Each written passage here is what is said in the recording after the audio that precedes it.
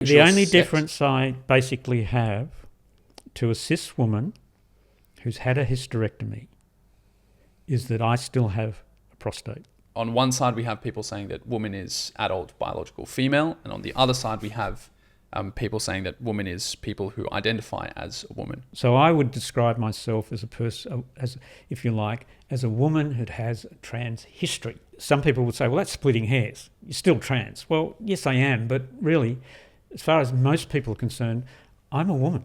What was changed in surgery? It was my body. It wasn't my mind. Right. Okay, so this is where I know that some people would say that you can't change your sex.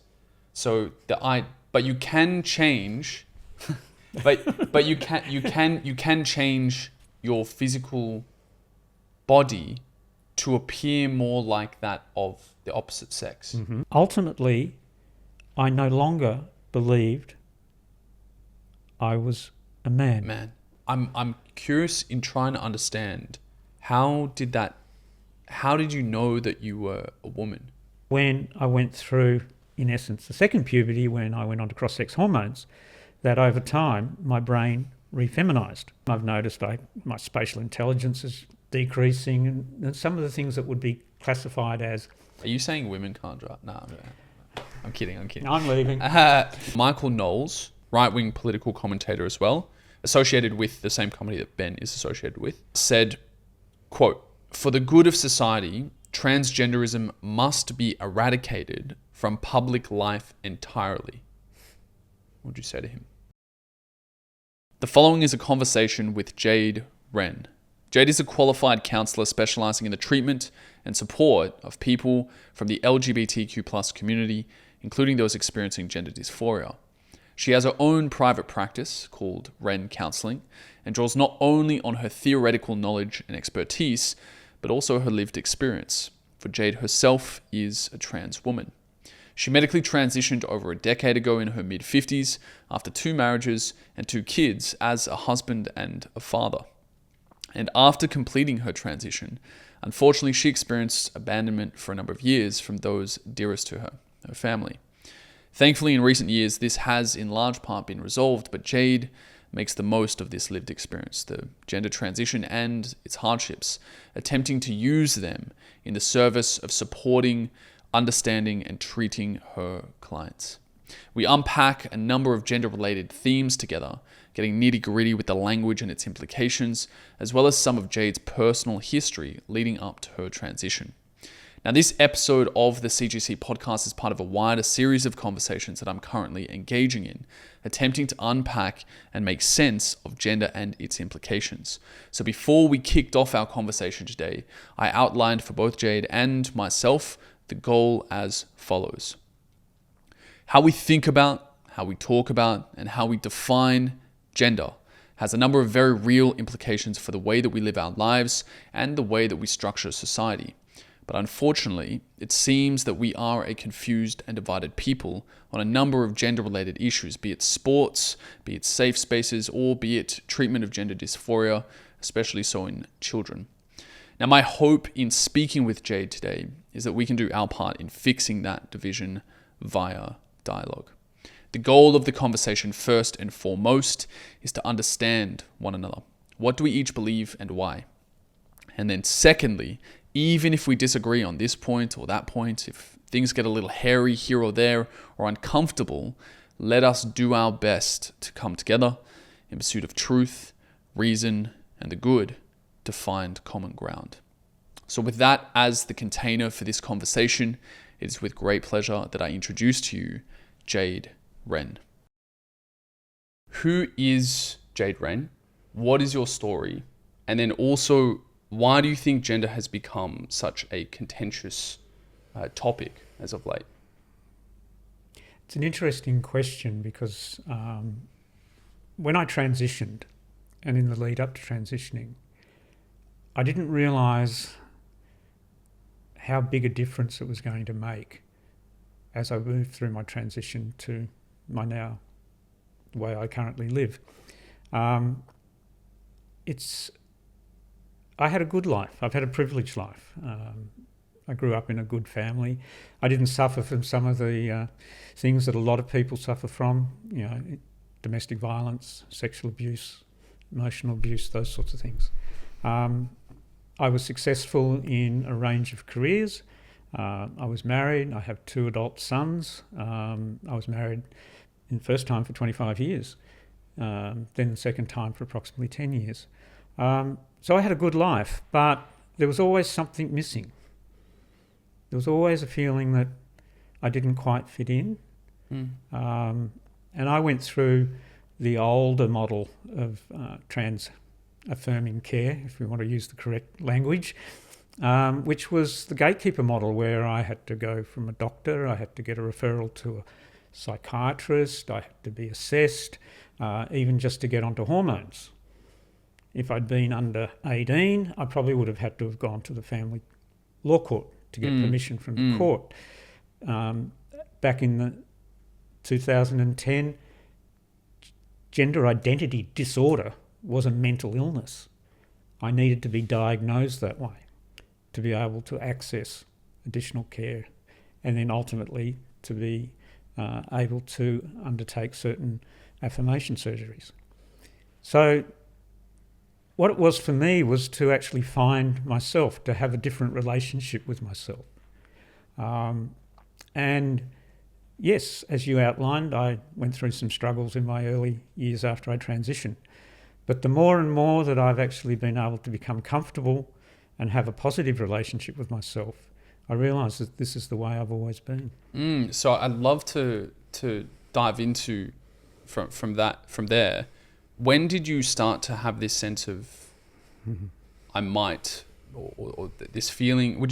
I don't even know the language to describe this feeling that you are a woman or that you are trans. When did that come about? And then, in terms of that treatment that the gatekeeper model, how long from that point to when you medically transitioned? Okay. Right, walk us through that. I wasn't able to put it into words.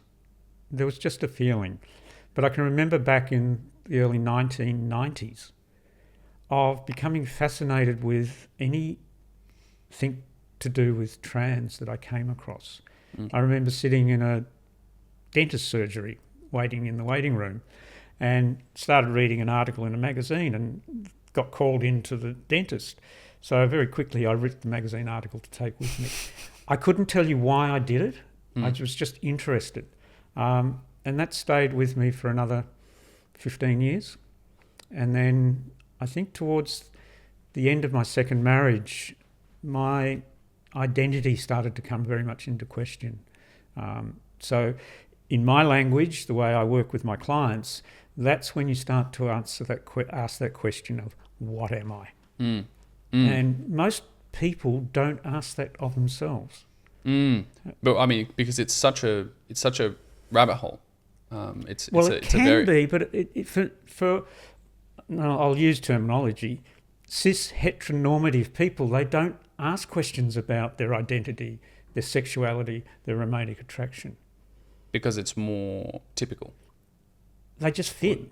Yeah, right. They have no reason to question it, whereas somebody that's awkward or doesn't feel right in the declared roles that they're expected to follow, which occurs right from date of birth and then through our socialisation, we then need to have some language about how do we explore that. Okay, so that's a beautiful segue into, I'd love to start by getting clear on the language, you and I, and helping me understand your model when you're treating clients who may come to you looking for support and clarity. So if we can start with perhaps how would you define sex, gender, and the difference between the two? Very basically, to me, sex is, at its very basic level, is skin-to-skin contact with some form of euphoric release.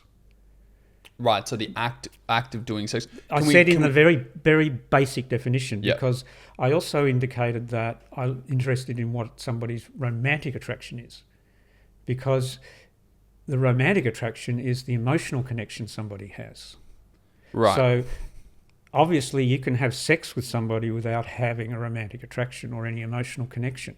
Is that where you might... So I've heard the term sexual orientation used quite a lot. Is that where you might break that down into a sexual attraction being the skin-on-skin side of things, and then also the romantic attraction side of things? Okay.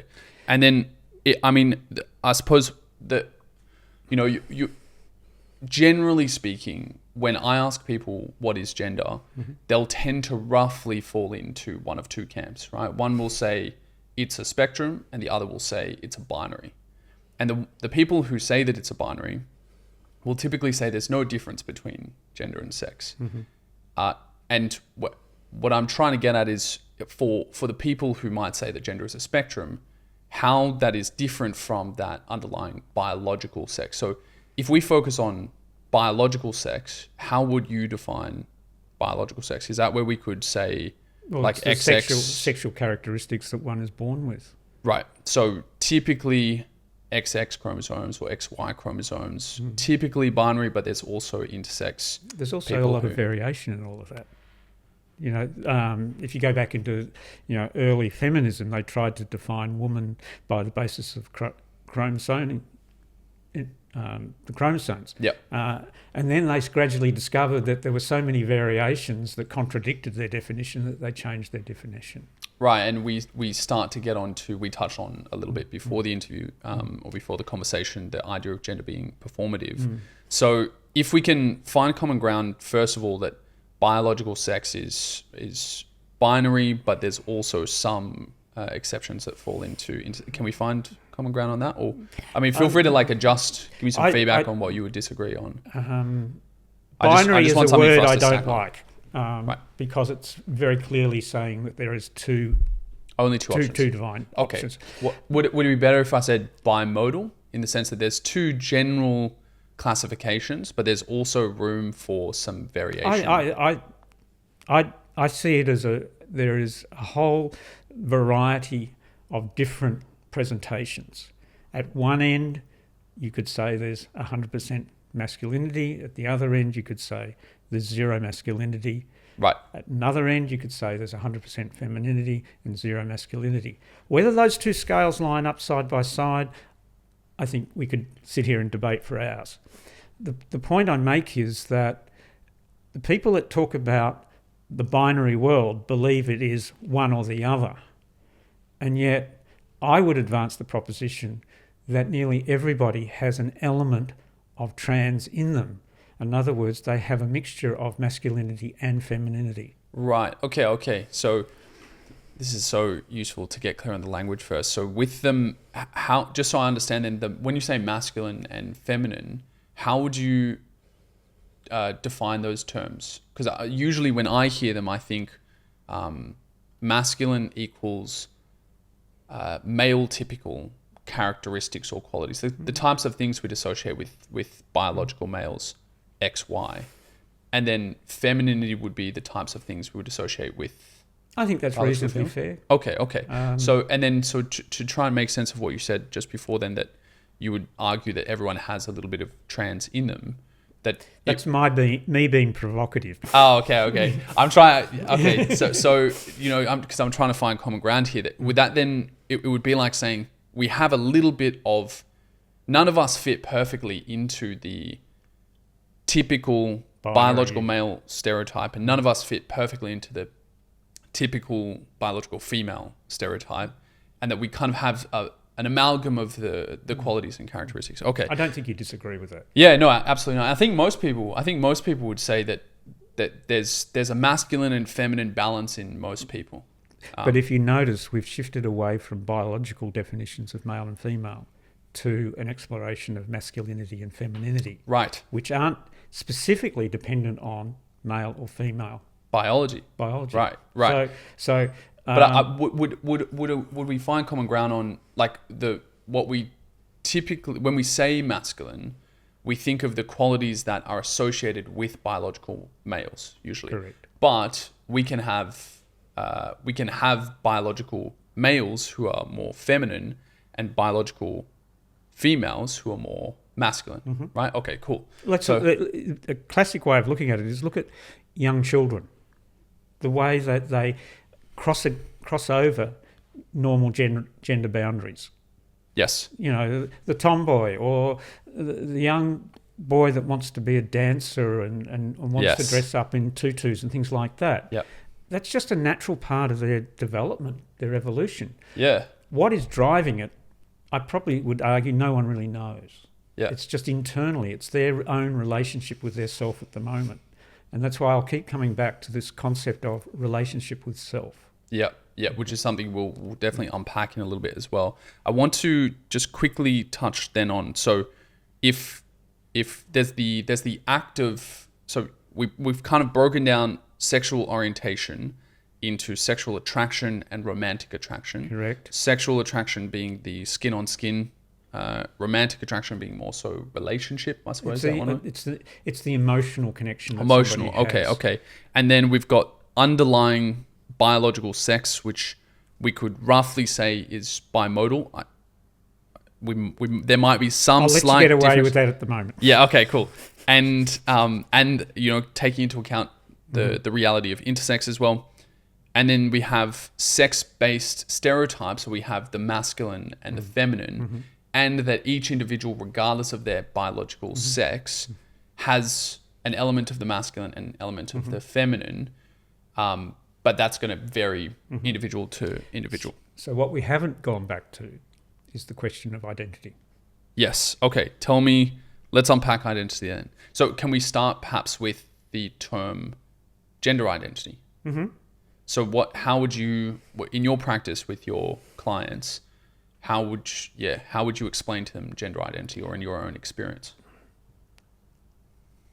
Well, for me, gender is about what is in the mind. It's a mental construct. Sure, it's influenced by our sex assigned at birth. It's influenced by our socialisation. Therefore, each individual has their own view, if you like, of their identity. Mm-hmm. Now, I'd agree that there are significant groupings within gender and gender views. So men, women, male, female. But there's a large group of people who have a gender identity that crosses boundaries there. And it's their lived mental experience of themselves. So it's their own way of relating to the world. Right.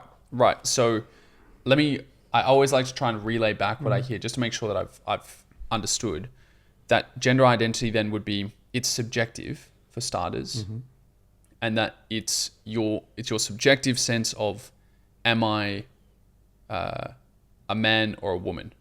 And perhaps we can get on to defining those terms in a moment, because I know that's those are terms where half, on one side we have people saying that woman is adult biological female, and on the other side we have people saying that woman is people who identify as a woman.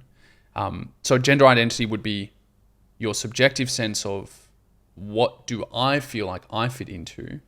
And would that also be where someone who might be non-binary would be someone who doesn't fit into either? You earlier tried to put forward that identity was a scale, male on one end, female on the other. Or masculine and feminine? Masculine and feminine, if you like. I see it more as a plane that has two extra points. Plane with two extra points. Can you describe that? Non-binary, and one is not applicable. I don't have a gender. There are Gender, people, I've heard this. yeah, that don't believe they have a gender. Look, and I have trouble wrapping my head around that. What does that mean? Exactly. Well, how is that? Gender's not relevant to them and themselves and their view of themselves. Right. Okay. That makes more sense to me. So don't get me wrong. It's one of the hardest topics to work with somebody. I remember a few years back when I first started working with some non-binary people. Okay, non-binary people. And you start talking about it and say, and who are you attracted to, boys or girls? And you go, why did I put a gender question to them? Non-binary. Or sexual orientation? Yeah, but just why did I fall back into, in essence, binary language? So for me, one of the journeys I've been on is to rethink my language and how I see things. And you and I both, yeah. And for me, this is part of the ongoing learning that I have as an individual, as a trans person, but also as a counsellor. And I suppose it's that's I touched on this earlier before, that the attitude of I'm always trying to learn and make better sense of things is crucial for everyone, especially when you're dealing with people who rely on you and need your support. So just to make sure that I'm clear, then we've got, in terms of gender, we have masculine and feminine. Yeah. And then non-binary and agender. Is that how you would conceptualize it? Yeah, I see it as a plane, because then you can put people anywhere on that plane. On the plane, right. Whereas if it's just a linear continuum, it's almost saying that if you're in the middle, you're non-binary. And I don't see it that way. Okay. I think I have an understanding of that framework then. Question for you. If someone says, let's say, for example, I were to say, I feel, or, on some subjective level, I feel more so like a woman, wouldn't that be based on my stereotypes of what a woman feels like or is? Or like, how would I know? Then we're into the material of people like Judith Butler, who indicates that they see gender as being performative. If you think about socialisation, what do we learn through socialisation? And that is how to perform things, how to perform as a girl, how to perform as a boy, or a man, or a male, or a female, or however you want to describe it. So when somebody says to me, say you came and said to me, I feel as if I'm a woman, my initial reaction would be to start to explore the difference between your presentation and the way you feel, and try and get you to unpack it. Right. Because I'm not the expert on you. Yep. My clients are the experts on themselves in their lives. I'm there to facilitate a dialogue that helps them make sense of what's in their mind. And I don't have any clear outcomes in mind for clients. It's not my role to judge somebody and say, yeah, they're a girl. No, they're a boy. That's not what I do. My aim is to try and help them find comfort in their internal view of what I am. And what I am is only half of the way I work with a client, because then there's the second question, which is the who am I question. And the who am I question relates to how do I want to be seen in the world compared to how I am actually seen in the world. Yeah, and this is one of the initial things when we first spoke over the phone that you mentioned that made a lot of sense to me with respect to our identities, that it's not just what we feel or what we say we are, it's also a matter of how we interact with people socially and how other people see us. Yeah. So there's kind of a separation of identity as being self-defined as well as socially defined. So in that way then, if for example myself came to you and said that I didn't really feel like a man and felt like I may be more of a woman, would that, and taking into consideration that the notion that we might say that gender is performative or has a performative aspect, would that then mean that if my gender identity, so I feel more like a woman, and perhaps we can go deeper on what exactly that means, but if that were the case, is the implication then that I could act out womanhood or act into womanhood or express womanhood? I'm not quite sure of the language. How would you describe it with your clients? I think you're jumping ahead to start with. So yeah, break it down for me. Because I actually believe that unless you can answer the what am I question, then anything we do in the who am I space is really being built on sand. Oh, okay. So just so I understand then, the what am I is the self-definition? It's the internal view of self It's that internal coherence. Yep. And if that's not there, then there's always uncertainty as we move forward. Right. And so I just didn't catch on to that the what and the who distinction there. Yeah, Okay. and a that's lot of people social. just use the word who. Yep. And I make a very clear distinction between what and who, because I make a distinction between internal and external. Yeah. Okay. And so the what is your internal sense of identity, might be one way, and the who is the external. And I'm going to say that the answer to the what is more a belief about identity, not just a sense. A belief about who you fundamentally What are. Yeah. Okay. And the interesting thing is, when I look at that question, my exploration with clients is to see whether their view is fixed. Okay, I know what I am. Is fluid, because there are people that one day will wake up and they'll be one identity, the next day they'll wake up and they're different. And their fluidity they understand and they accept. The next one is that I don't have a gender identity. So right. the agenders and the non-binaries and those sorts of things. I'm with you. The fourth attribute that I look for is their identity uncertain? In reality, the only one that I'm interested as a counsellor in is uncertainty. Because if somebody is uncertain, how can they move forward with confidence?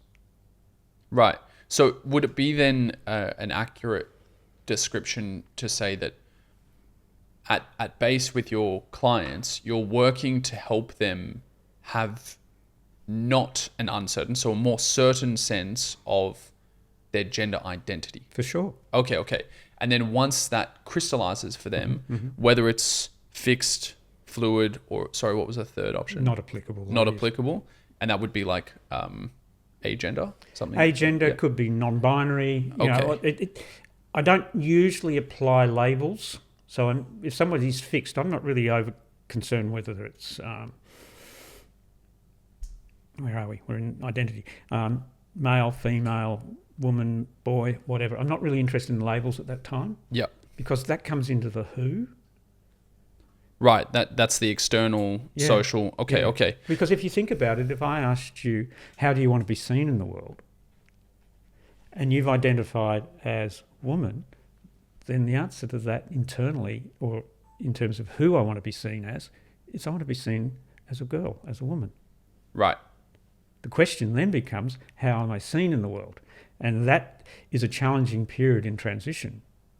Where you may say, for example, I said my internal sense of self is I'm a woman, and then that difficult period that you were just putting your finger on is actually getting then to the stage where my gender expression matches my gender identity, and I have that congruence or gender congruence. And ideally, I suppose, well, for some, it's to the point where I could pass as a woman. Is that an accurate description so far? And the reason I shuddered on the word passing is because it's one of those topics which is important in terms of our safety in many circumstances. It also means that we're not subject to a lot of discrimination, vilification, potential violence. So there are elements that support wanting to be able to go about the current world, which for a lot of trans people is unsafe, so that we can live our lives with a reasonably good degree of certainty and safety. This is part of the change that's occurred over the last few decades, is that the younger people transition, the easier they have moving into the rest of their lives. I've had a number of clients that have been in their early 20s, and university is a great place to transition because they come out of it hopefully with their degree, or in one case a PhD, and the PhD is awarded in their new name. They go out into the world. Yes, I was at university. I was such and such. I got this qualification. I did these publications. They're all in their new name. It makes it easier to go and talk to an employer about a position. And there's no reason why a young trans person should ever have to disclose their transness. Why a young person should ever have to disclose their transness. Okay. I think that's a good segue, because I now that we've kind of laid out the kind of language and terminology, and we might need to touch up a couple of bits here and there when I get confused, but I wanted to move on to implications. And one of those implications is you kind of touched on disclosing transness. Yeah. And say, for example, with something like, there are three main ones that stick out to me: sports, safe spaces or traditional female-only safe spaces, and then also treating gender dysphoria.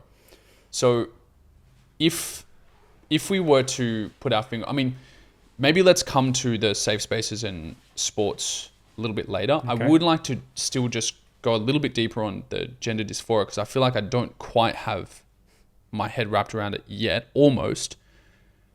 And maybe it's partly because I'm trying to graph it onto my experience as opposed to asking about your experience, because that might help me understand. If, like, when you were initially having this realization that I don't, there's this, would you describe it as gender dysphoria? No. How would you describe it? I was questioning, and I needed to explore, and I needed to have confirmation.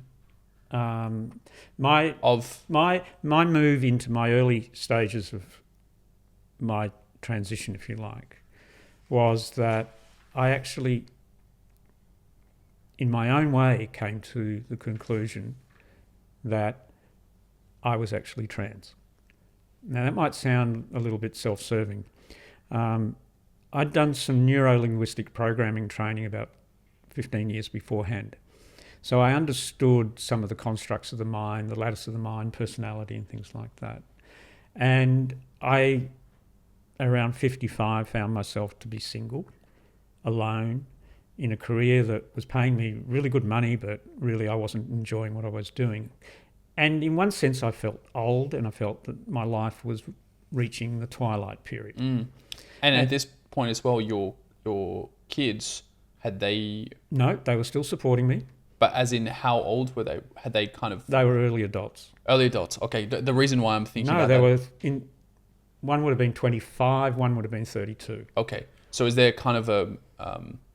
the kids at a younger age would have been, I suppose, more reliant on you. Oh, for sure. And then, it's a kind of a period of their life where they become more independent. And so that's probably lining up with this as well. And my close family were all living away from where I was living in Sydney. Both my boys at the time were working overseas in Europe and the Caribbean. Right. So I would get home from work, and strangely I'd grab a bottle of red wine and a tin of small cigars, and I'd just sit down and just reflect on my life. And I did this for a couple of months. And one day I sort of asked this question of, I don't really fit in with the other guys at work. And that had been my experience through life. So, I always felt a little bit as an outsider in that environment. And I also should say I felt as an outsider in groups of women. Okay. So, in essence, what that was indicating that I wasn't sure about the what am I. It was a subconscious thing, because I hadn't got to the point where over time I started to play around with this highest belief. And our identity is a very high belief in our system. I'd suggest, absolutely. I'd suggest that it's a belief that you don't question. Yep. Well, because oftentimes it's at the very, you describe it as the height. I often think about it as the base. It's the base where one little shift in who you think you are or how you self-conceptualize can ripple out into everything else. I played around with, well, if I'm not a normal guy, what am I? And I moved through a few different areas, and then one afternoon I pulled male out of that belief. And what do I put in there? And because my knowledge of that... Man or male? Or man, okay. Man, okay. Okay. And what do I replace it with? My view at the time was very binary. So I put female in there. I do not know to this day how long I sat there as I sensed the lattice of my personality clicking into place for the first time in my life. Interesting. So there was this crystallizing moment for you where you could draw a circle around the word man or the idea of manhood and go, that's not me. As how that related to my life. So I reflected back through my whole life. And I can chop my life up into 5-year periods of different jobs, different careers, different industries, those sorts of things. I went back into school. I was just going to ask, you know, when you think about those 5-year periods, do you know what, in reflecting upon them, do you know what makes you have that moment of clarity and go, man doesn't equal me?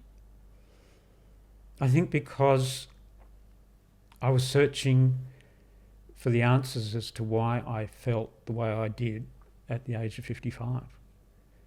And it's interesting because, you know, people would say, oh, well, you know, why didn't you know earlier? As I said, you know, 15, 20 years earlier, I started to get interested for some reason in things about trans people. Now, I then sat with that for about 3 months and I talked to other trans people and I explored what it meant to be trans. I ultimately then went to a leading gender psychiatrist in Sydney. And I walked in and I said, I'm here for my letter for hormones and I want validation of where I've got to in my own thinking. So I had a lot of confidence when I walked in. And I'd had a bit of advice the night before. I was told, go dressed as a woman, which basically meant a man in a skirt. And I can remember walking up Macquarie Street feeling very exposed. Would this have been one of the first times where you had worn a dress in public? Out in general public. Yep. And I remember we went through it and he started taking me through my life and that sort of stuff. And at one stage I asked him a very simple question, why didn't I know earlier? And the reason he advanced was he said, well, you're born in the 50s for a start. So now you know some idea of my age. You went to all boys private independent schools. Any indication of femininity in that schooling I would have fallen for bullying, those sorts of things. There was nothing in the media that was really positive about trans. You know, there'd been the earlier stories in the 50s. Homosexuality was always blazoned as a crime and against God and all those sorts of things. So what he said was you built up such an internal barrier, defence around your identity, yourself, to protect yourself from what would happen if you allowed that identity to come out. Right. And so then through socialisation, getting married, having kids, doing all of that sort of stuff, I suppressed any of that. Yeah, it kind of adds more structure, I suppose, to the concept of I am a man. Yeah. So obviously once I'd got to the point where I'd gone, maybe I am female. It just went from the female or woman. Well, because usually, this is where it gets. This is language, and this is where, you know. Because what? Correct me if I'm wrong. I suppose I'm trying to understand. You weren't having any doubts about your biological sex, but you were having questions about who am I? What am I? Yeah. What am I? Yeah. So that internal sense of self. Yeah. So what you ask me is an interesting question, because very quickly I went from wanting to be on the male end of the binary, if you like. I wanted to be on the female end. I identified at that time, and it's a word that's not used very often these days, I identified as a transsexual. And a transsexual is somebody that desires to change from one sex to the other, or one gender to the other. And that's the path I went down. And within 16 months, which was pretty quick at the time, I'd had my affirmation surgery. Right. And was it 16 months from the realization? From the time I started seeing the psychiatrist to when I had my reassignment surgery. Oh, okay. And which broke all of the protocol rules. Yeah, because it seems fast. I wonder what it would be like today if you went through that same process, whether it would be faster or slower. It could be a little bit faster, but you still have to jump through some of the same hurdles. Do you think that it was a good thing that you were able to access that pathway that quickly, or do you think that generally it should be a little bit slower or more accessible? It's up to the individual. Okay. I'm sorry, I'm not going to give you an answer one way or another because it worked for me. I've never had any regrets. I've never had any, why did I do it or whatever. Yeah. It was partly driven by my age. It was partly driven by my ability to afford to spend close to $80,000. Wow. Stuff like that. So, I guess I went to the deep end and dived in. Yeah. And I just on that age topic, I know that many people I assume would be more comfortable with, or I suppose would hold the position of the older you are or the further into adulthood you are, the more it is your body, your choice, your autonomy. For sure. And it's more so with younger people that there's a bit more of a question around consent and maturity. Well, it goes to the question of informed consent. As an adult, we can all make informed consent. The question is, when can a child make informed consent? When do you think? How does that work? When they can demonstrate that they understand the concepts that are being talked about. Right. Now, I'm not going to put an age on it because there are some highly, highly intelligent 6, 7, 8-year-olds that understand these concepts. Right. Or are able to clearly externalise what they are and how they want to be. And this is the big challenge to not just our society and the societal views. It's a challenge to the medical system, the psychiatry system, and also the legal system, because up until recently, for a person under 18 to get access to hormone blockers, they had to go to the family court and get the legal permission. Right. I just to give you a little bit of context, I just finished watching the Netflix documentary on, I think it's Georgie Stone is her name. Yes. And that's where my understanding is that she went to court with alongside Michelle Telfer, who's at Royal Children's. Yes. And that the outcome was that isn't the case anymore. That's correct. Okay. So just so that... Except in cases where one parent disagrees. Okay. So a trans person that grows up in a separated family can find themselves in a much more difficult situation because of the antagonism that might exist between two parents. I see. Okay. So just to make it clear for everyone listening then that, and to also make sure we're on the same page, if there were a family here and there was a child who was wanting cross-sex hormones, and both parents were on board with that pathway, and also that there were a team of medical professionals who gave the go-ahead. Say, for example, Michelle Telfer at Royal Children's and her team, that now, as a consequence of Georgie Stone, that child would be able to go down that pathway without it going to the family courts. Correct. Okay, got you. But if the parents are separated on whether or not that pathway is even if they're separated and they agree, then that's fine.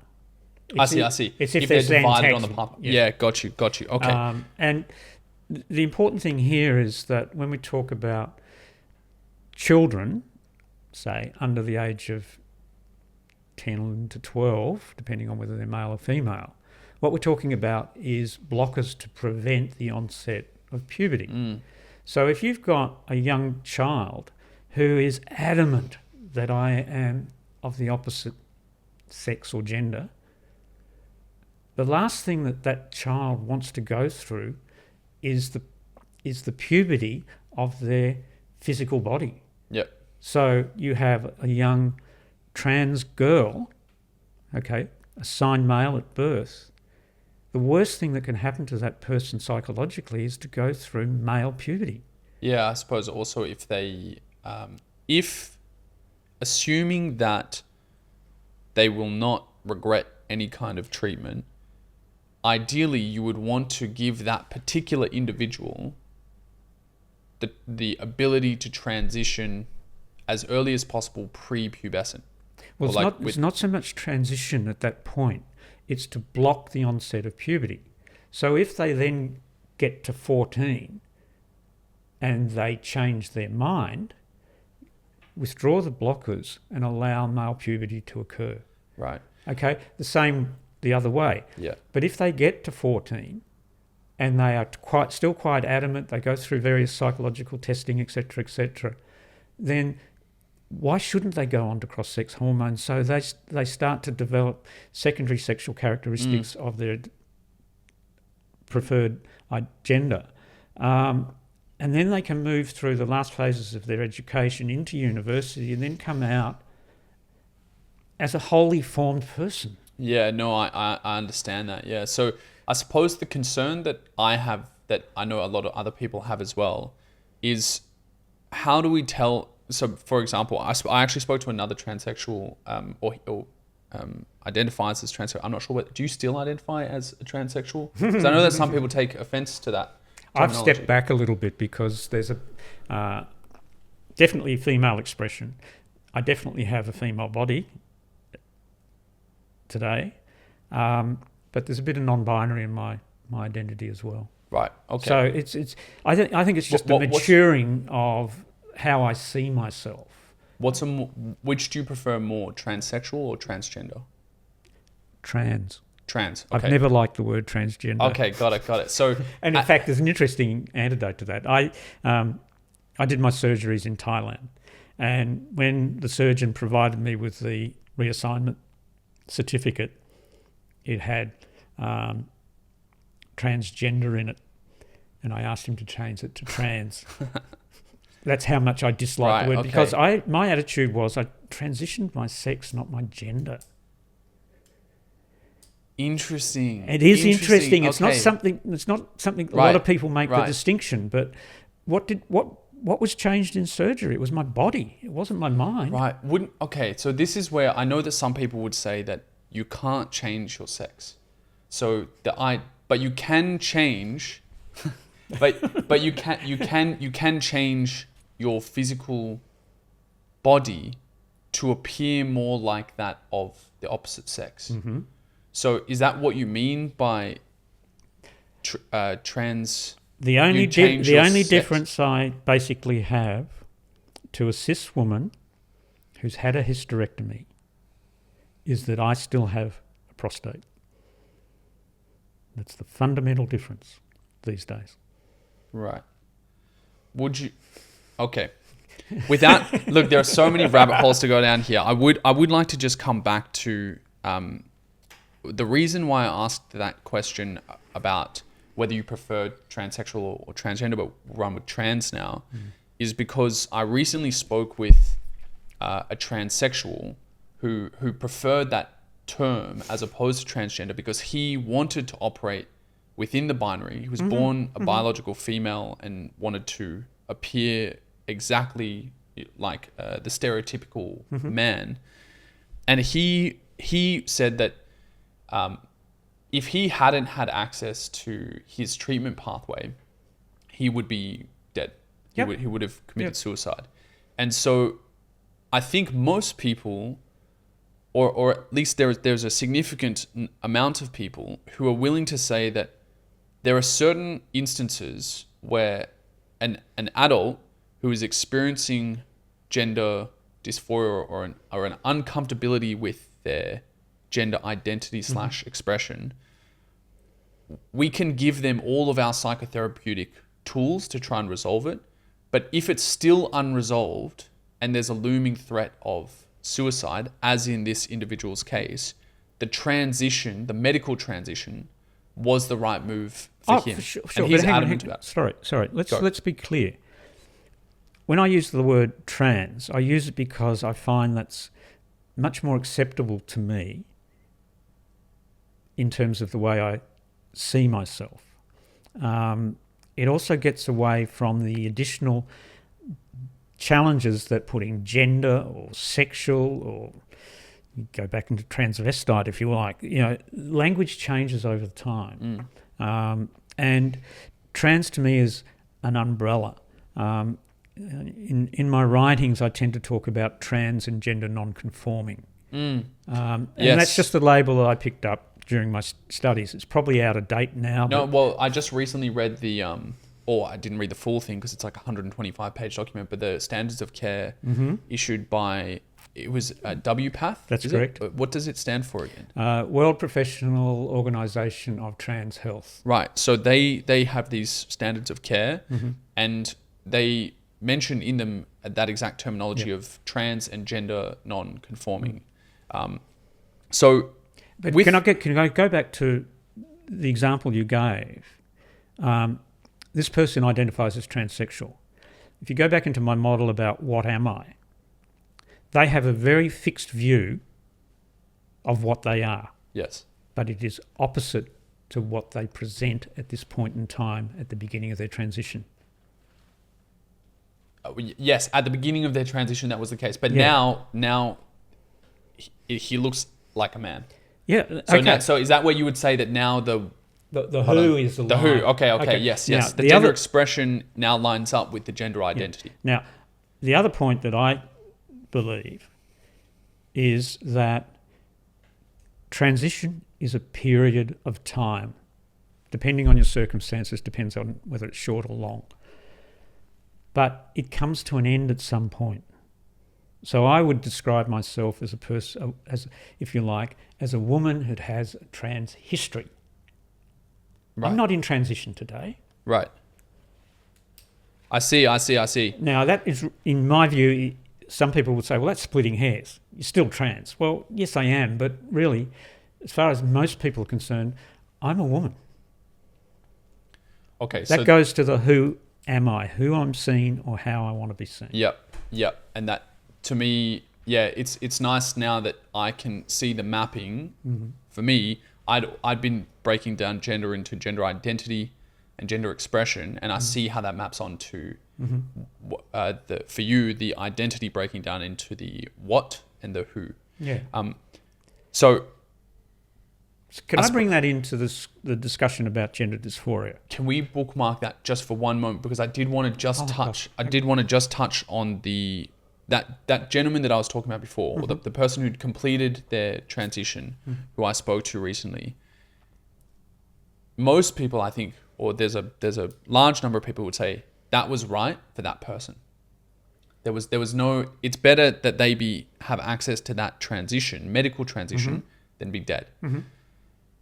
The difficulty is knowing how do we, especially with young people, how do we separate between the children with gender dysphoria who will not desist and who will find themselves in the same situation as this person I'm talking about, and the children who will desist if they're left or given some psychotherapeutic support that isn't pushing them along a transition pathway. I remember early in my transition, I looked at the question of why am I trans, and I came across a study that was done in San Francisco, and it was a longitudinal study of something like 5, 7, and 9-year-old students.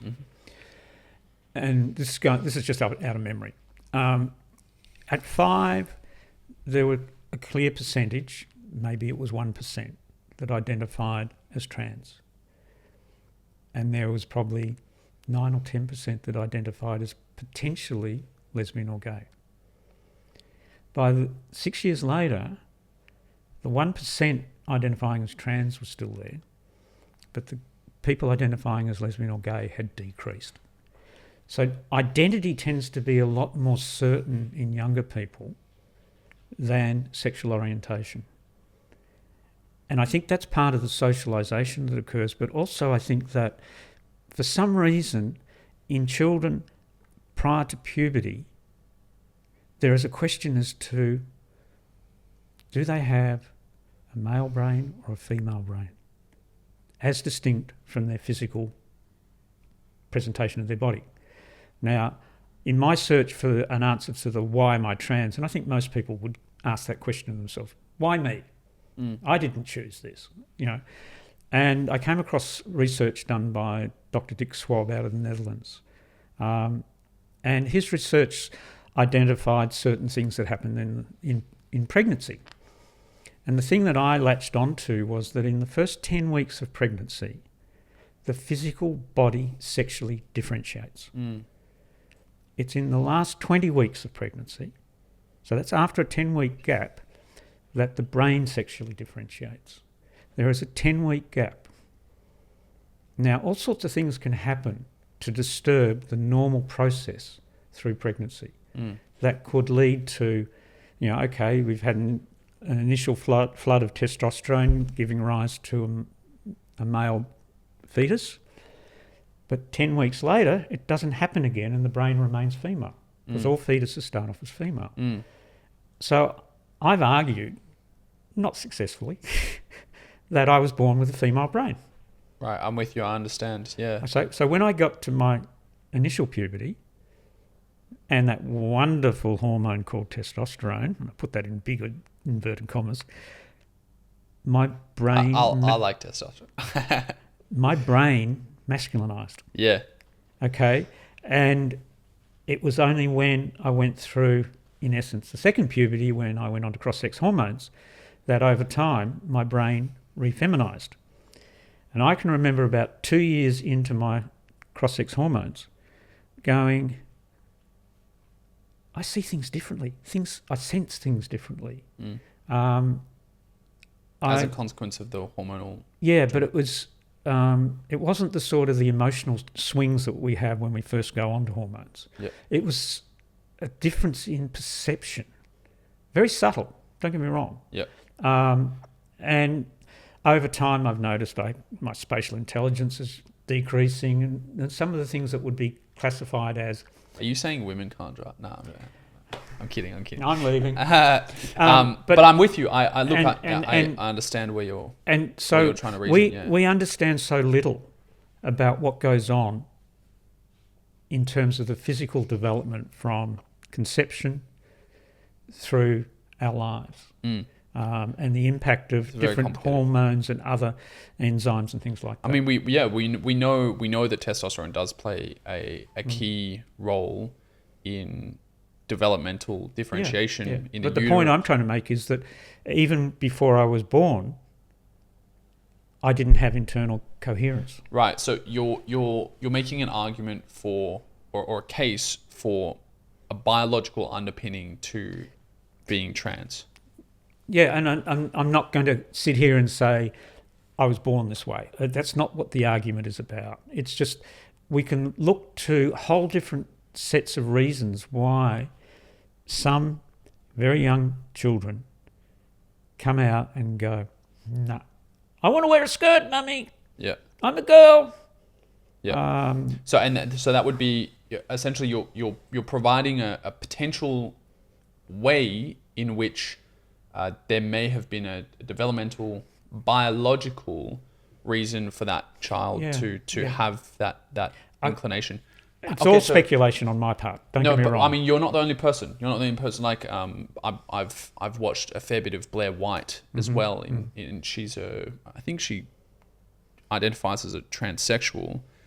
Makes a very similar case that she believes biological male who presents as a woman. She believes that when she was in the uterus, that that something happened that led to her from a very young age always having this sense of, I have gender dysphoria and I'm not in the right body. Yeah, and look, my parents smoked, they drank alcohol. My mum used to take Beck's powders for PMT. I don't know what that is. Menopause stress. Right. Not menopause, periods. Sorry. In the early 50s. And is that supposed to have like an influence in utero? Is that the idea? or potential? Who knows? Okay. Stress, those sorts of things. I'm with you. But the other thing is, I understand. at that time that I was conceived and that sort of stuff, they were blowing up nuclear bombs in the atmosphere at Woomera. Who's to say that didn't have an impact? Right. So, you know, So there's the possibility that there's a biological underpinning to being trans, or to feel. I'm I'm just trying to throw it out there and say, you know, we have to start to think about all sorts of possibilities, and start to realise that these young kids, because this is where the argument is really starting to settle in terms of the politics of trans, is why are these young people so adamant about what they are? And then we also have the other side of it. Why are parents more aware of what's going on? To me, and we talked about this earlier, it's the arrival of the internet. It's arrival of access to information and knowledge. Now, that's worked in the favour of trans, non-binary, probably lesbian, gay and others as well. But we're now going into a phase where the internet is turning on us in a little bit by the number of anti-trans dominated news stories, sites and things like that. And we're now moving into a period where, you know, we're under attack. And I would suggest we're under attack from a small minority. And one of the organisations that I know is behind a lot of this is our dear Murdoch Press around the world.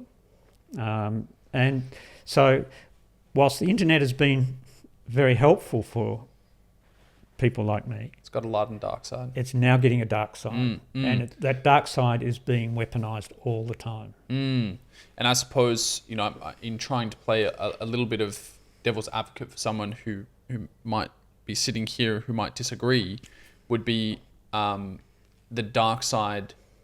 That they might say that the light side is also that connection, and we touched on it before, you know, finding people with a similar experience. If you were the only person in the tribe who had this experience, and then in old ages, you know, you're kind of alone in that, whereas now with technology that doesn't have to be the case. But the dark side being that social media platforms, a lot of them, say for example Facebook, say for example YouTube, they seem to have a political bias such that there are certain people who can say what they believe and other people who cannot say what they believe. And this is where we venture into, you know, what exactly ought we allow and outlaw? And are there certain beliefs that we might say you can't express that publicly? So I'd love to bookmark that and come back to it. I suppose this idea of hate speech and what would qualify as hate speech, and how do we draw boundaries around what is appropriate and what isn't. Before we go into that, I wanted to come back to two things. One was that, you know, you mentioned that in your upbringing, you were in a number of spaces where if we're thinking about that, you know, the masculine and the feminine, you were in a number of male kind of dominated spaces where the feminine it was stigmatized. Yes. So you couldn't express the feminine. Do you think that, I suppose what came to me when you said that was, if I wasn't allowed to express my feminine side and I had to suppress it,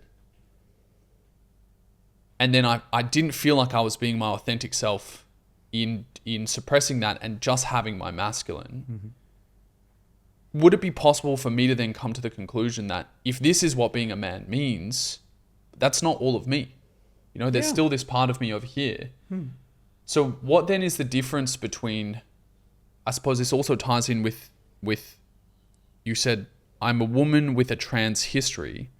What is the difference then between a biological male who might feel more feminine and a trans woman? What's the difference there?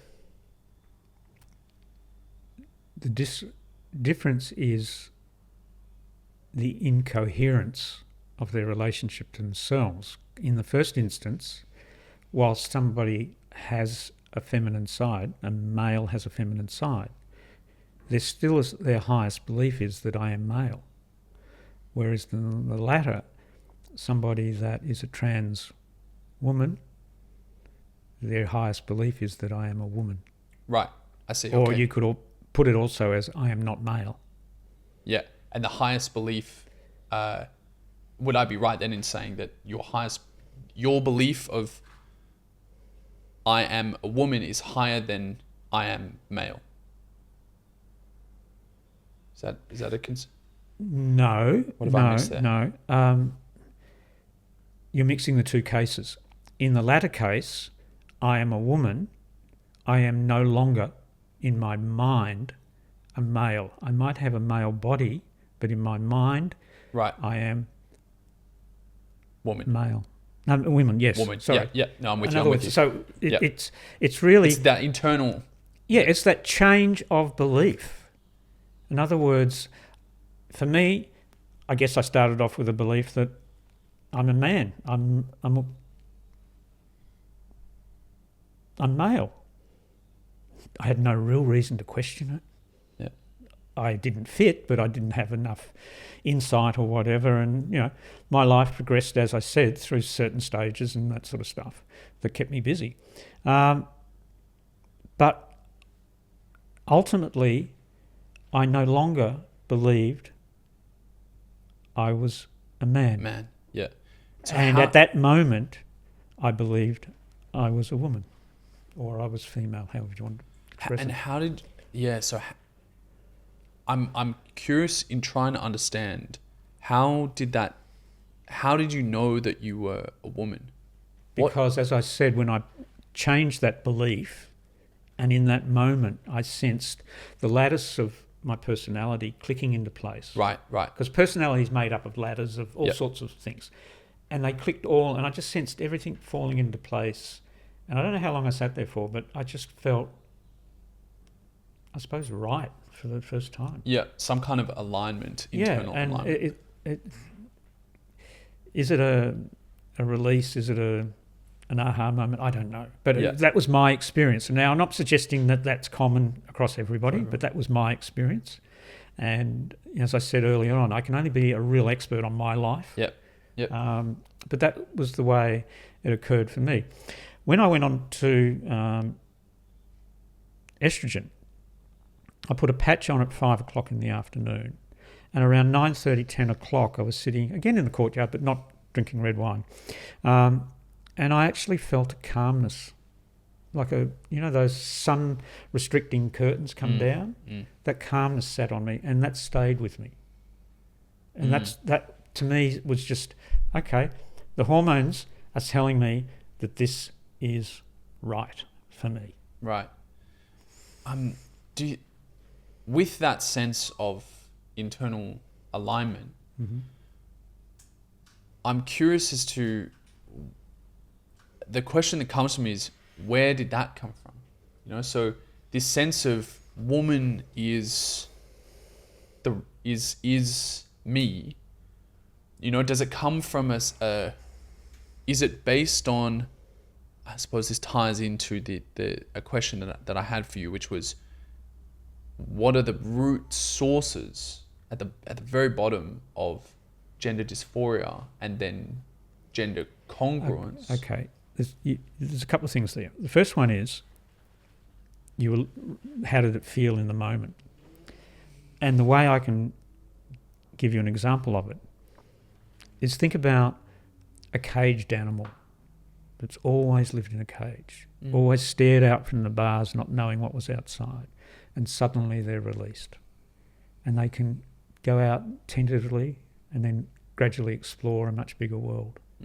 That, I think, is part of the experience I had. Right. Suddenly, a whole new world. And one that made, strangely, a lot of sense to me. And so I was like the caged animal let out. Okay. What came to me as you were describing that analogy is, could the cage there have been a rigid stereotype of what you should or must be as a man? Probably. Definitely. Right. So then I suppose would it be right to say that in your experience, and this isn't for everyone, like what you said, you can only speak to your experience here, that a stereotype, quite a rigid, cage-like stereotype of what it means to be a man is what led you to go, well, that's clearly not me, and therefore I must be woman, or I am woman? Well, as I said, my mindset at the time was very much in the binary. You're either a man or you're a woman. You're either male or you're female. Okay, Right. depending on how you see the language. Okay. That was my mindset. I was locked in the binary because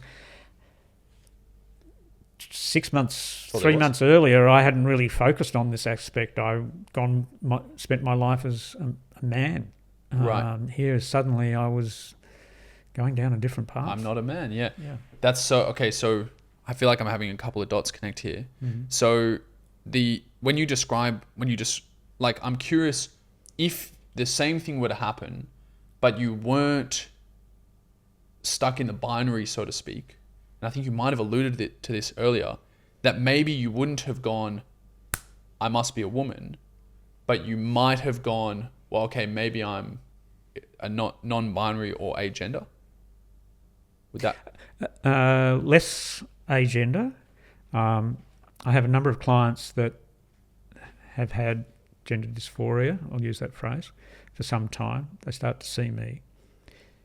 And we very much get into the stereotypes of women and all that sort of stuff. And over time, as we unpack all of that, the non-binary identity becomes an acceptable path for them at this time, because it doesn't have all the challenges, particularly of people that are slightly older, of having to become a stereotypical transitioning from one to the other. So, and I use that very much in the, not so much the what am I, but the who am I? How do I want to be seen and how I'm seen?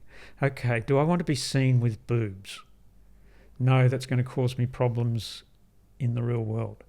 So we have a different discussion. Right. And that discussion almost wasn't accessible for you when you were going through. No, I'd made up my mind. I was going 100% the other way. Yeah.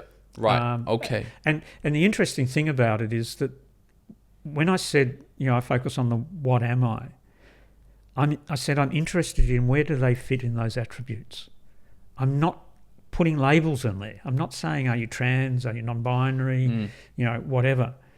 I'm allowing that to come out of the dialogue over time so that they actually come to terms with how they want to express their fixed view, fluid view, they're not applicable.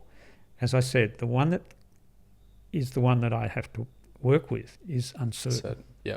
And to me, it sounds as though it's not, and correct me if I've misinterpreted this, but you're not, it's not like you see someone and then you're prescribing them, okay, you're non-binary or you're agender or you're this. No. You're more so questioning or helping them question and reason through a framework that helps them come to their own conclusions. And I do things where I will confront polarities with clients. I've set homework for one of my trans clients that says, okay, what would my life be like if I didn't transition? Now, that's a pretty in-the-face challenge. Yep. But we'd been going round and round the merry-go-round for quite some time that I needed to disturb their thinking. Bit of a pattern interrupt. And that sort of stuff. So, it's how you help somebody move out of their stuck position, their unfinished business about their identity, that is important because, as I said many times, if you don't have clarity about what I am, how can you even start to answer the who am I? Right. Okay. So that gives me some clarity with respect, I think, with respect to your story and your experience from kind of those earlier years, the suppression of the feminine or the not being allowed to embrace that, and then having that stereotype of this is man. If that's not me operating the binary, I must be the other, as opposed to having the option of exploring. Yeah. Okay. That makes a lot of sense. So when it comes to gender dysphoria, something that I wanted to ask you before was, what are its root causes in your experience? Because from the testimonies that I've been reading and trying to familiarize myself with, a couple of themes have come up, like rigid stereotypes of what it means to be a man or woman. Also, a history of sexual assault, where some people they'll have like these coping strategies. So say, for example, having top surgery if they've been sexually assaulted on their breasts. And then I've also encountered testimonies. We actually spoke to someone who he showed us, it's a biological male, and he was presenting in a male typical manner. And he showed us a picture where he went through a trans period, expressing as a more female typical.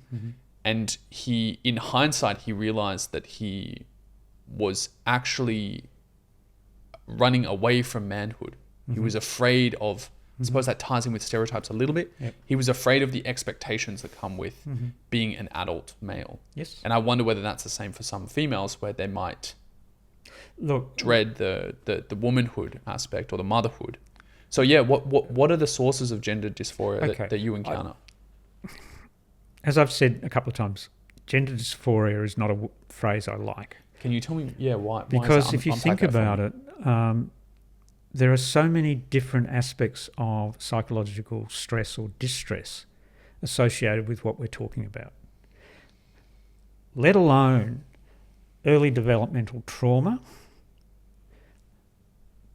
different attachment histories that impact on the individual that presents.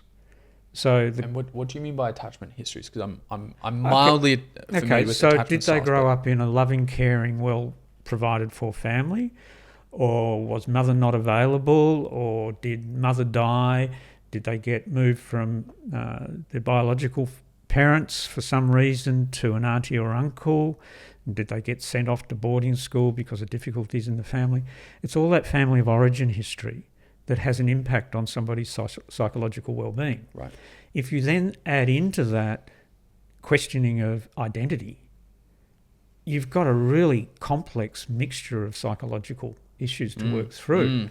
And that's why gender dysphoria, to me, is a mask that can hide dealing with some more basic underlying issues that need to be worked through before you can really start to get to the heart of my identity. In other words, what am I? Right.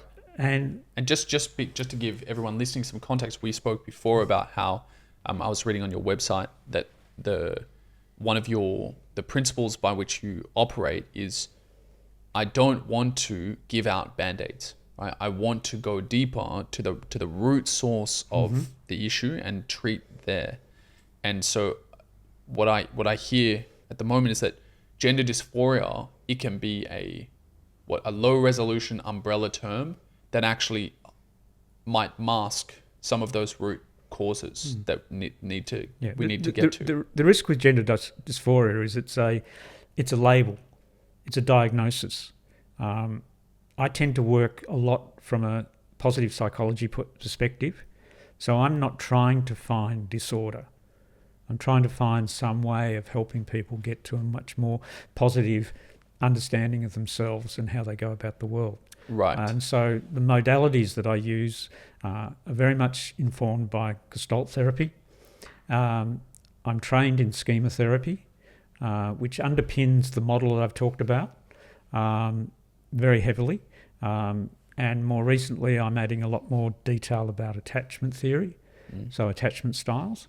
And we talk about attachment in terms of to family and primary carers, but how about your attachment to yourself? What's your relationship with yourself? So there's a whole lot in that. I take some material out of internal family systems, which is a parts dialogue. there are other bits and pieces. The other one that I do a lot of with my clients is polyvagal theory, which really underpins the question of fight, flight, freeze responses, which is something that a number of my clients present with. And I've heard a little peripherally about polyvagal. To help me kind of crystallize the amalgam of those different frameworks and those different experiences into what it looks like in practice. If I had, let's say I was a little bit older and I had, actually let's depersonalize this. Let's just say there's a biological female who very unfortunately has experienced sexual assault and feels deeply uncomfortable with her breasts. If she were to come to you and say, I don't feel comfortable in my body, I don't think that I am a woman, how would you go about supporting that young girl? Firstly, I think you have to split the two presenting issues. Yes, there's contagion between the two of them, but the decision that I'm not a woman because I'm uncomfortable with my breasts and therefore I want to transition may be an inappropriate path forward. The issue with the breasts, I think, goes to trauma of sexual abuse, and therefore it's being informed by the trauma memory, and therefore the first step would be to actually deal with the trauma, to change the narrative that she carries from the trauma. It can't eradicate what happened. You can't get rid of that, but maybe by dealing with the trauma and reducing the impact of the memories, that may allow her to change her views of her breasts. Right. I'm just speculating. Yeah. But again, this is where one has to be very curious and start to help the client externalize what's really going on. Yeah. Where is this sense of I am a man coming from in that girl's case? You know, is it coming from the trauma, or is there something else? Yeah. So, you know, I go back to the what am I? You know, tell me, how fixed is the view? I'm adamant that I'm a man. Okay, let's explore and let's, you know, make certain that is really what your view is. Yeah. And I'm not challenging. I just want to flesh it out. Hear you talk about it. Yeah. If it still remains as fixed, then the question becomes, well, what are you going to do about it? Yeah. What do you want to do about it? Do you want to stay as you are, or do you want to move into some form of transition? That's when we start to get into the question of who am I? How do I want to be seen and how I'm seen? You know, I make the comment to clients all the time. I want to be seen as Marilyn Monroe, but I'm definitely never going to be seen that way.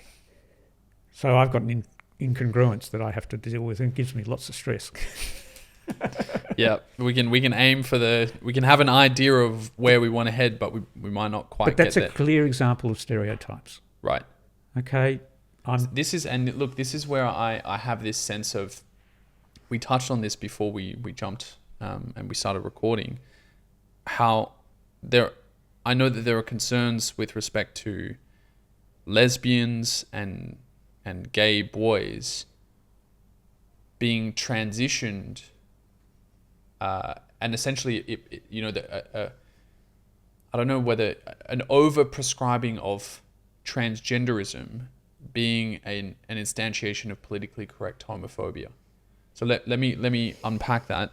The idea that we might have a young boy who's very effeminate, he isn't behaving or taking interest in biological male typical things, and it seems like he may be homosexual.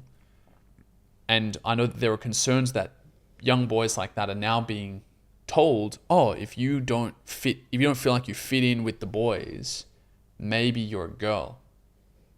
And that being an instance of... I disagree with the approach. It's simply, you know, you need to enter into a dialogue with the person as to tell me about your life, your experiences. How do you see the world? How do you feel about the world? Get them to sort of talk about it. And what you're aiming to do is dig a little bit deeper than the surface level it's presenting. Yep. My argument would be that if people are being encouraged to transition because of their sexuality, then the people that are advocating that shouldn't be in that role. Right, and this is a major concern that some people have, is that those kids are too young to actually make sense of and articulate or even have a sexual orientation. Yeah. But the point I would make here is that the debate has to focus on the fact that children of under 10 to 12 who are seeking to transition for whatever reasons, whether they're being pushed into it or whether they're clearly that's what they want, really the first stage after assessment, etc., is puberty blockers. And puberty blockers can be held for several years.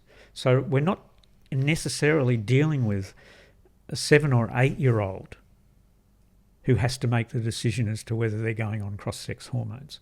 That can be delayed by puberty blockers until they're 14 or 15 or 16. And I would argue today, with the proper approach, those individuals should be able to get to a point where they can make an informed decision on their own behalf.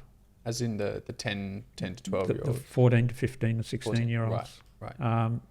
You know, if we're realistic, you know, and this is my comment about what I've noticed, you know, I look at what my granddaughters, who are 9 and 11, are asking their parents about all sorts of things, whether it be, what are condoms, Mum? Versus, what's cocaine? And I'm going, that's about 5 years to 8 years earlier than I would be asking those questions back in my time. So we have to accept that younger kids, I think, these days are not so much better informed, but more aware.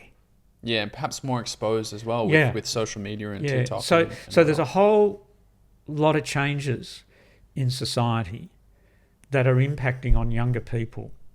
And I think what they're losing is that period of innocence in their childhood. Amen. You know, so it's a much more complex issue than why are we supporting young kids. Yep.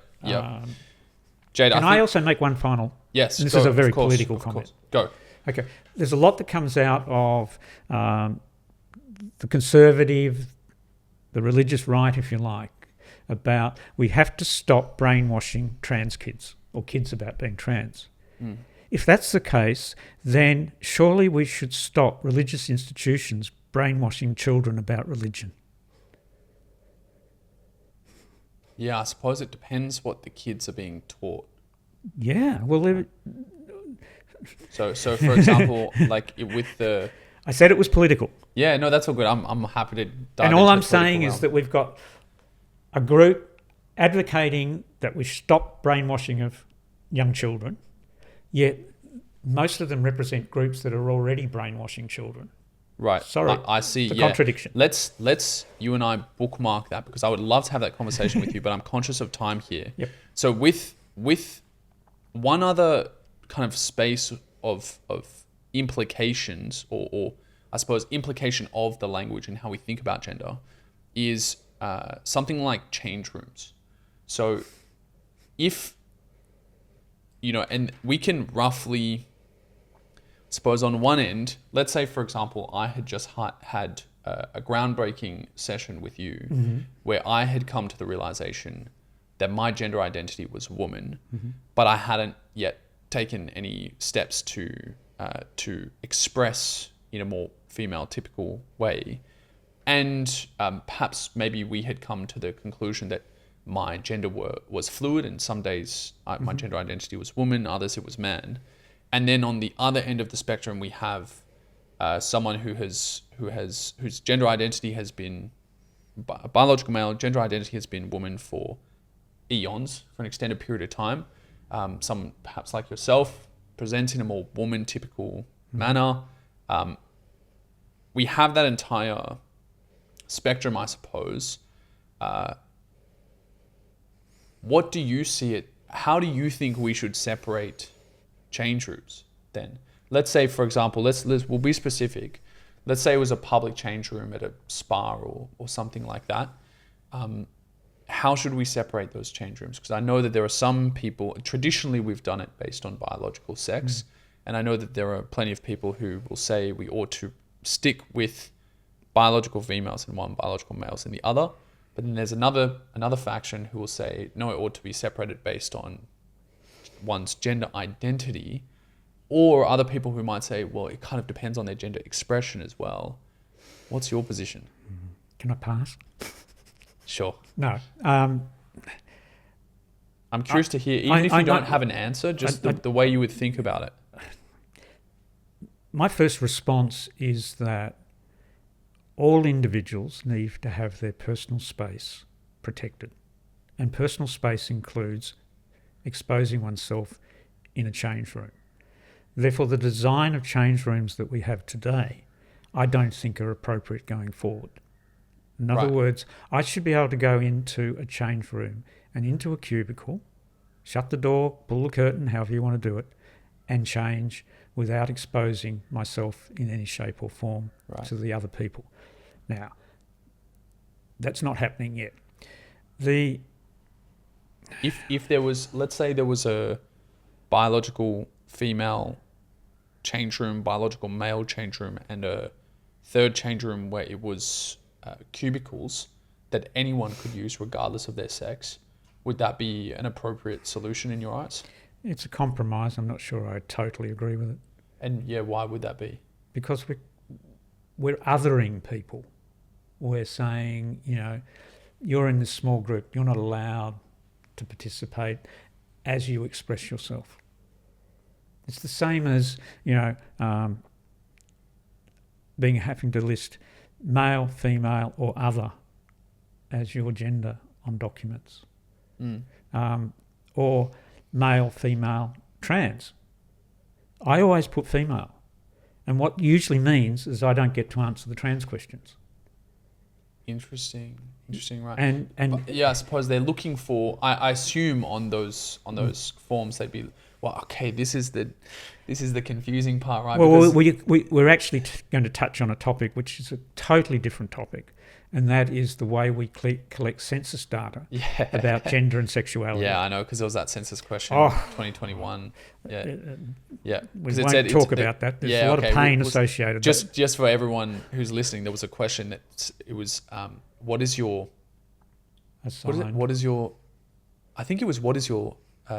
sex, or what is your gender? Oh, and I'm botching it now, but there was an option for male, female, and then non-binary. And usually non-binary is used to refer to gender and perhaps the social layer of... But you need to go back further than that, because the ABS put forward to the previous government a very enlightened approach to trying to collect good statistics on the level of trans and non-binary and sexuality in Australia. And it got knocked on the head big time. Interesting. And that was, in essence, I think, to deny the collection of any realistic statistics. Now, if you think about it, I did a little bit of Googling before I came. It would appear that there is approximately 2% of the Australian population that are believed to be trans or gender non-conforming. Okay? 2% of 26 million people is approximately 500,000. We are not a small group. We're still a very small minority. But most people, when you talk to them, know of a trans or gender non-conforming person, either through a family or through work or whatever. Hiding from the reality is not helping our society. Look, it's definitely not helping the trans people. I'm 100% with you on the principle of there is no good ever comes from closing our eyes to a reality. And I think that if we have access to more data, or there is an uncomfortable truth that needs to be acknowledged, it's much better handled head on. And the interesting thing is that most of the research seems to indicate that there's only 1% of trans people that transition ever think about detransitioning or actually detransition. So it's a very small number of people. Yet when you look at the way it is portrayed in social media and in commercial media, it's as if there's a wave of people who are detransitioning or resentful of their transition or were badly advised about how to go forward. Because I know that some people would say, we don't have good statistics on the amount of people who detransition because we don't have those high quality long-term studies, and we also don't have good statistics on detransition rates, and also just long-term studies on the gender affirming care model with hormones and surgery. So, and this is why it's important that those two parties come to the table and clarify, okay, if you're getting your information from over here and you're getting your information from over here, where are we missing something? Like, we need to fill in the gaps as opposed to having two echo chambers that are yes people for one It's another. interesting. I also see transitioning, if you like, as of 4 stages.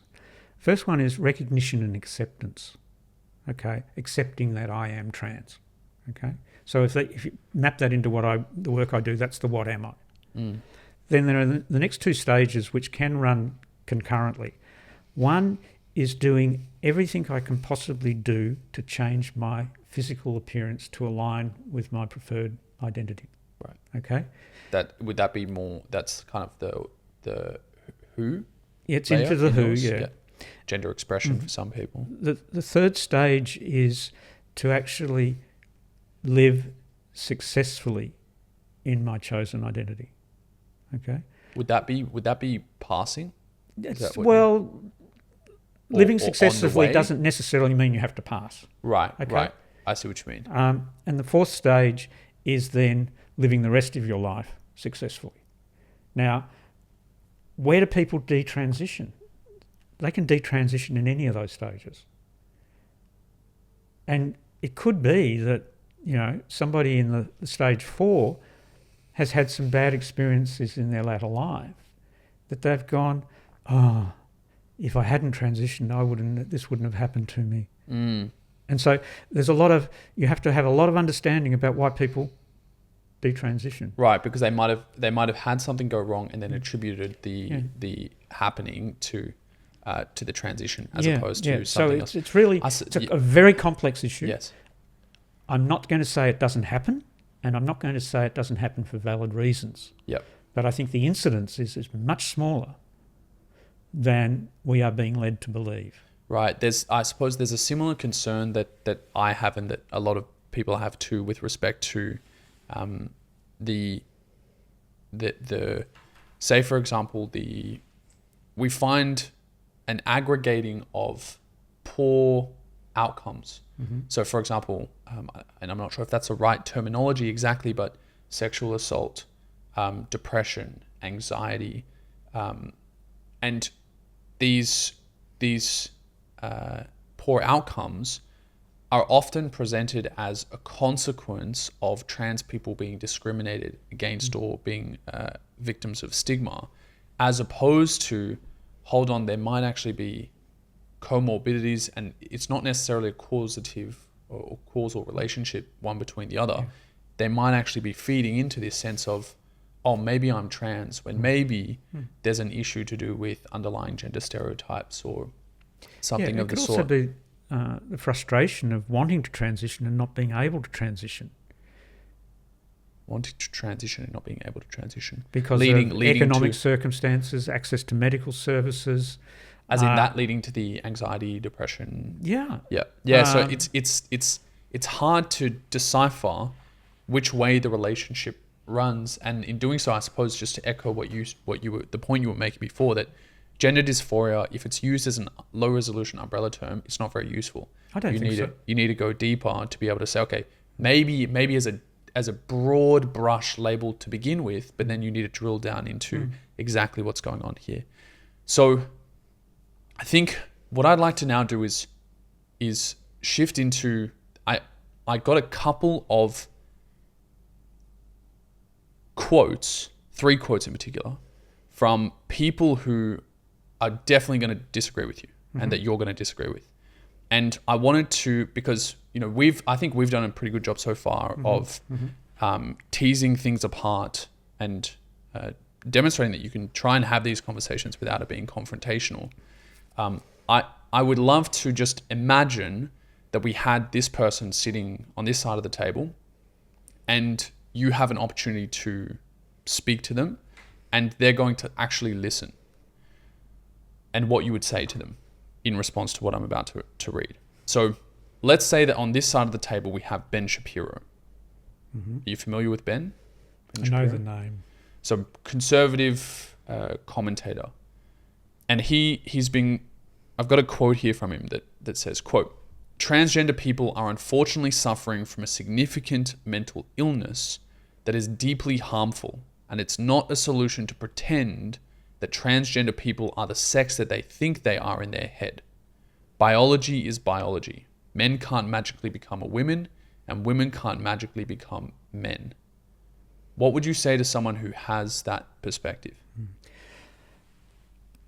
Ben, if you look at the history of the diagnosis of gender identity disorder, gender dysphoria, gender incongruence, around 2013, even the American Psychiatric Association, through the release of the DSM-5, moved away from gender identity disorder to gender dysphoria and highlighted the fact that they are only concerned of cases where there is psychological distress in living with somebody's identity. The ICD-11, which is put out by the World Health Organization, which is used a lot in Europe and some other places, also moved gender identity disorders out of the mental health side of the ICD into the medical side and indicated that it was a treatable illness. So I think it's time for people to start to look at what the professions are doing. And these aren't just individuals who are trans or whatever. These are leading people that are well-trained and well-versed in working with mental health issues and also with trans. So all I can say at the moment is I think the basis of what you're saying is not supported by fact. So just to ask, I suppose a follow-up question that comes from me is, if transgenderism isn't a mental illness, how would you describe it? Is it like, for example, if Ben said mental disorder, would that... No, because we're continuing to pathologise trans people. Right, so if you say a psychological issue, would that be... It's a psychological issue that's treated via the type of therapy? It's an issue, yes, but it's not a disorder. Right. Just because somebody identifies as trans or believes they're trans doesn't mean they're mentally ill. Right. This is the pathologisation that's gone on since the 60s. You go right back to Benjamin Franklin, who was the founder of the Statement of Care. You had to meet certain criteria to be given a diagnosis so that you could get access to certain medical services. One of the reasons why the DSM-5 is structured the way it is to allow Americans in particular to access health insurance for some of the affirmative care. These are professional organisations that publish basically Bibles that are used in the medical and psychiatric professions for working with people. The change has occurred over time. Unfortunately, and I think Ben is one of those people who has still holding on to old views. The world is changing. The medical approach, the medical understanding has changed dramatically. Such that this gender incongruence, we might say, isn't pathologized. Correct. Right. Okay. Understand. Nice. Okay. That was a good one. I like that. Another one from a gentleman called Michael Knowles, who's a right-wing political commentator as well, associated with the same company that Ben is associated with, said, quote, "For the good of society, transgenderism must be eradicated from public life entirely." What would you say to him? I'm just appalled that somebody could hold that view. It takes my thinking back to what Nazi Germany tried to do with the Jewish community. They took a view that the Jewish community should be removed from society, and unfortunately they enacted on it. It also denies the fact that we live in a world of human diversity. If you're going to start eradicating one group, where's it going to stop?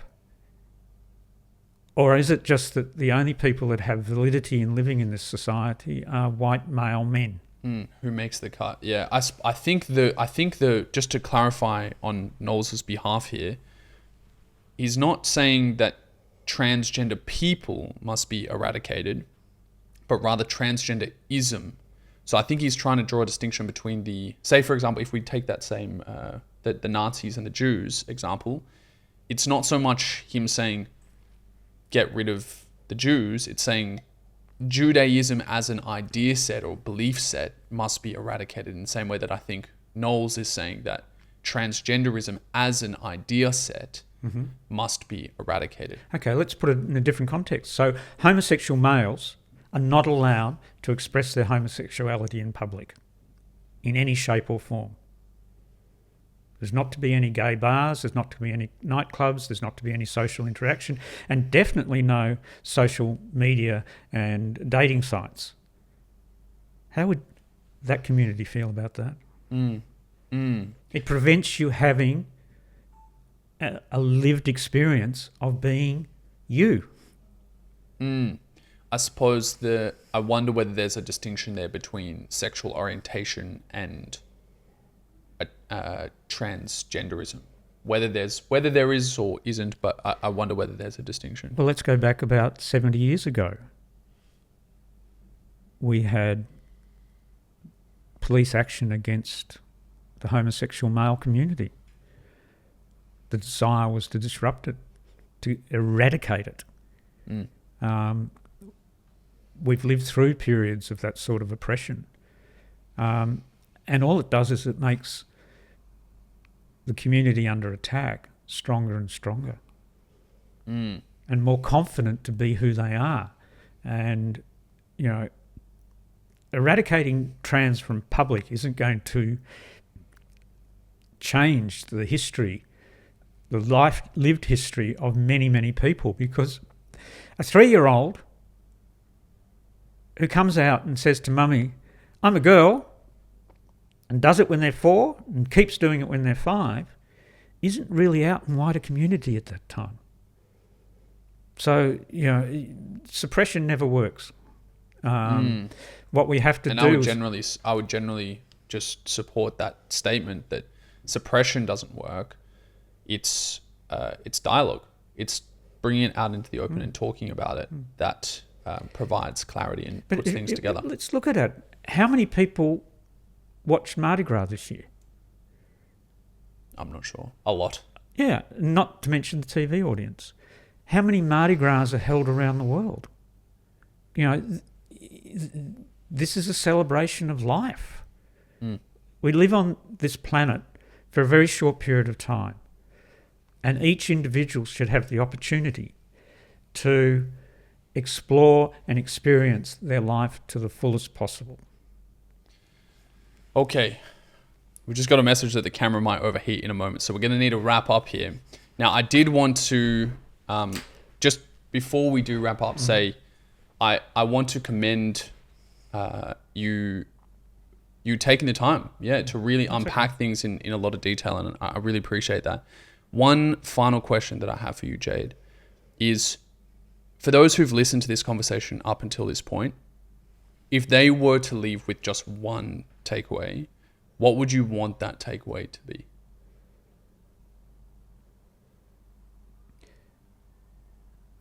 People who express being trans or gender non-conforming are really only experiencing their diversity within the human race. And what we need to do is respect that and to have human rights that protect it. Thanks so much for your time.